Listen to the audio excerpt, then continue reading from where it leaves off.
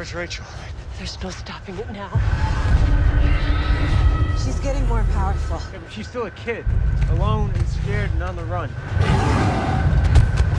If you don't unbury whatever it is that's going on, you're gonna explode. Dick, stop! You got problems. I can't remove whatever's inside you. This is for your own good. Rachel. You don't want to see what I really am.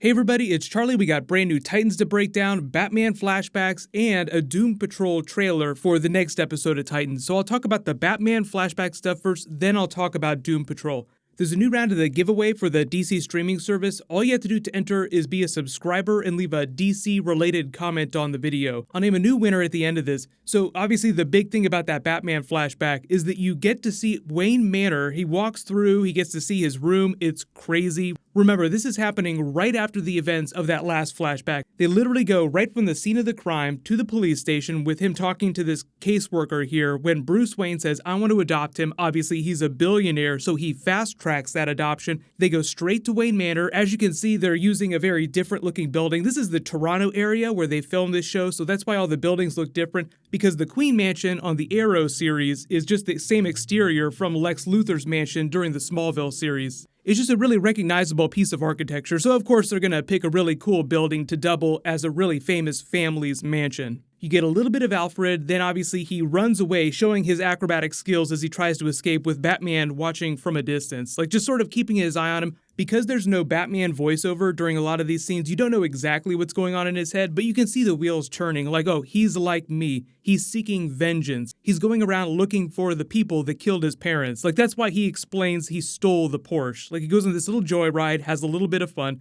Bruce Wayne obviously not going to press charges against him, instead realizes what's going on without Robin having to tell him, and then gives him the letter. There's a better way. Let me teach you how to channel your anger.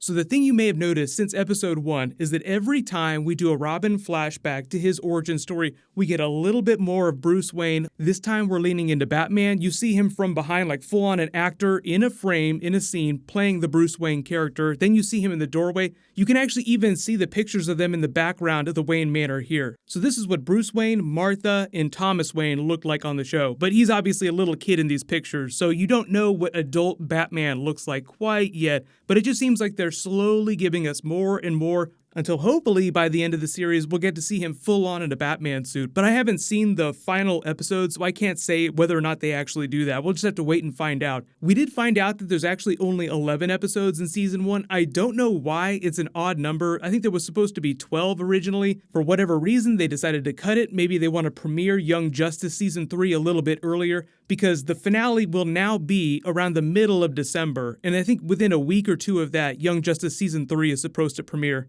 During the episode, you actually get to see Dick Grayson using some more Wayne tech, like he pulls out this scanner device that connects him to a satellite. It's basically like a Batman version of an iPad that connects to special proprietary Wayne tech. The team comes together, you get to see Beast Boy join up with them for the first time, but they haven't really quite gelled yet, and Robin gets to see what Starfire's lair looks like in this giant scatterboard of evidence that she's been collecting, trying to track down Raven. She suffered some memory loss, so she has no idea who she is. She doesn't know about this writing. Obviously, this is all about this prophecy of Trigon entering our reality through Raven's character.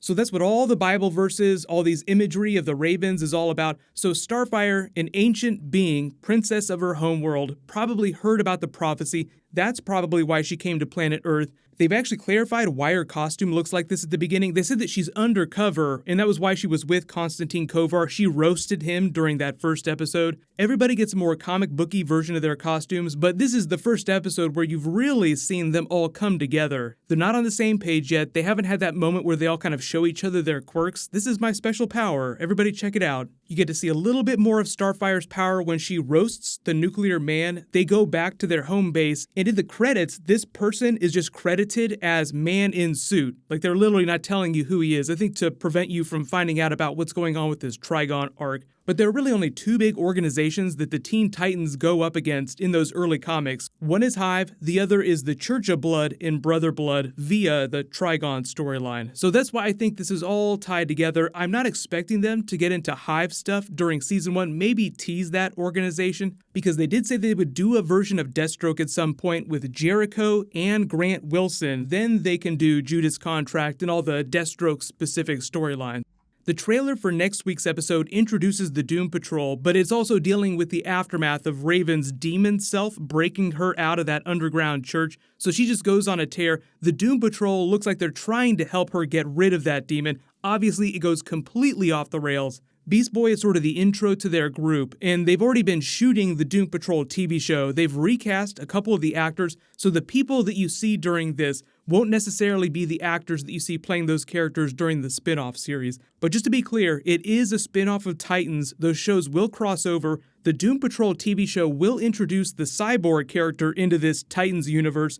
Negative Man is the one operating on Raven, trying to get the demon out of her. He's the one that also says, "You don't want to see my true self." He's talking about the energy form he can project from himself. This is Elastigirl. I'm guessing she's all messed up looking here because of the way her power works and the backfire that happens when they try to mess with Raven. Obviously, you can see this is Robot Man. Brendan Fraser is going to be doing the voice for him on the spin-off series. So you just have to picture Brendan Fraser's voice coming out of his body. Don't forget that they're getting ready to set up Jason Todd, but I think he's episode 7, so he's still a couple weeks away. And Jeff Johns did say way back at Comic-Con that there were some really cool Dick Grayson scenes, or the flashback scenes with him in the Batcave.